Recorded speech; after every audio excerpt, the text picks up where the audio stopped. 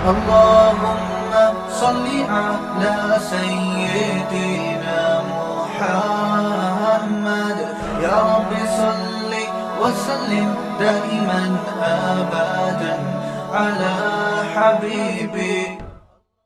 یہاں یہ سمجھ لیجئے کہ کسی دوسرے اپنے ساتھی سے جو بے تکلف ہو اس سے مذاق کر لینا اور بات ہے، اور مذاق اڑانا اور بات ہے. مذاق کر لینا یعنی شگفتگی کے ساتھ آپ اس کے ساتھ کچھ ایسی بات کریں جس سے کچھ سننے والوں کو بھی ہنسی آ جائے، اس کو بھی ہنسی آ جائے اور اس کو برا نہ لگے.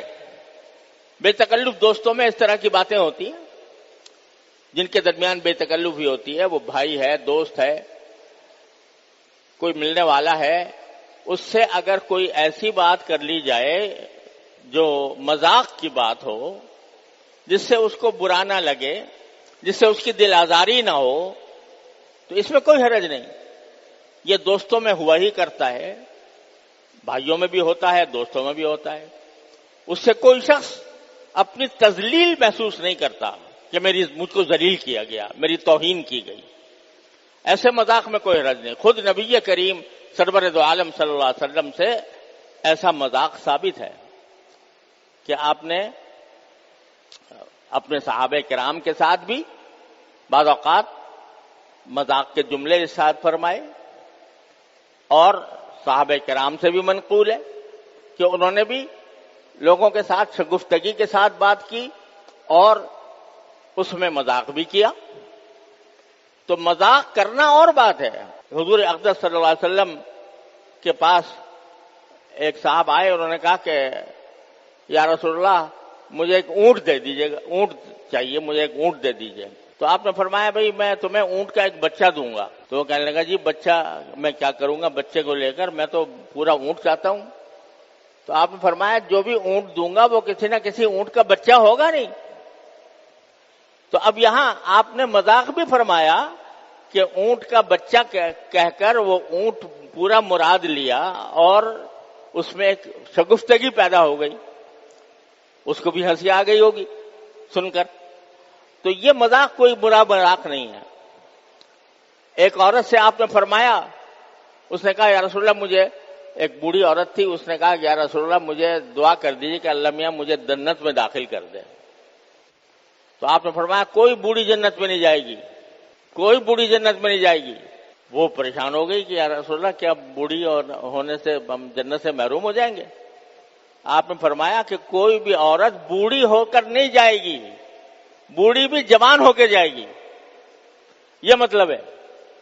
تو یہ مذاق خود رسول کریم سرور دو عالم صلی اللہ علیہ وسلم میں ثابت ہے. ایسا مذاق جس سے کوئی دوسرے کی تذلیل نہ ہو، تحقیر نہ ہو، تو یہ ثابت ہے. لیکن مذاق اڑانے کا مطلب یہ ہوتا ہے کہ کسی شخص کو اس طرح مجمع میں اس کا مذاق اڑایا جائے، اس کی غربت کا، اس کے افلاس کا، اس کی جہالت کا، یہاں تک کہ اس کی بے دینی کا بھی. اگر مذاق اڑایا جائے جس سے اس کی تذلیل ہوتی ہو، اس کو منع فرمایا کہ کوئی شخص دوسرے کا مذاق نہ اڑائے. ایک مرتبہ حضرت عائشہ صدیقہ رضی اللہ تعالی عنہا نے حضور اقدس صلی اللہ علیہ وسلم کی دوسری زوجہ مطہرہ تھی حضرت صفیہ رضی اللہ تعالی عنہا. ان کا قد ذرا چھوٹا تھا، تو ایک مرتبہ حضرت عائشہ صدیقہ رضی اللہ تعالی عنہا نے حضرت صفیہ کا ذکر اس طرح کیا کہ وہ یوں کر کے کہ چھوٹے قد والی. تو آپ نے حضرت عائشہ کو تنبیہ فرمائی کہ تم نے یہ کام جو کیا یہ غیبت کا بھی ہے اور مذاق اڑانے کا بھی ہے. حضرت عائشہ سے آپ نے منع فرمایا کہ ایسی بات نہیں کرنی چاہیے، کسی کا اس طرح نقل اتارنا جس سے اس کو ناگوار گزرے، تو یہ غیبت میں داخل ہے.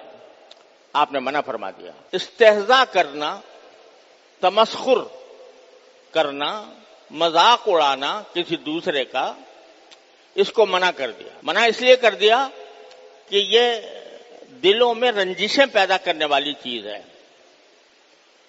اگر کوئی آپ کا مذاق اڑا رہا ہے مجلس میں برسر عام لوگوں کے سامنے، آپ کو اس کی اطلاع ملے، آپ کو رنج ہوگا کہ نہیں ہوگا؟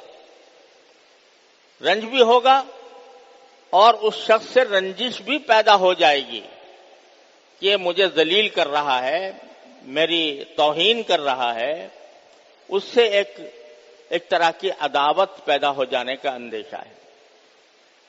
اگر آپ کا کوئی مذاق اڑائے تو آپ کو برا لگے گا، تو اسی طرح آپ اگر کسی اور کا مذاق اڑا رہے ہیں تو اس کو برا لگے گا، اور اس کے نتیجے میں باہمی رنجشیں پیدا ہوں گی، وہ رنجش بعض اوقات عداوت تک اور دشمنی تک بھی پہنچ سکتی ہے۔ تو اس لیے مذاق اڑانے سے منع فرما دیا گیا۔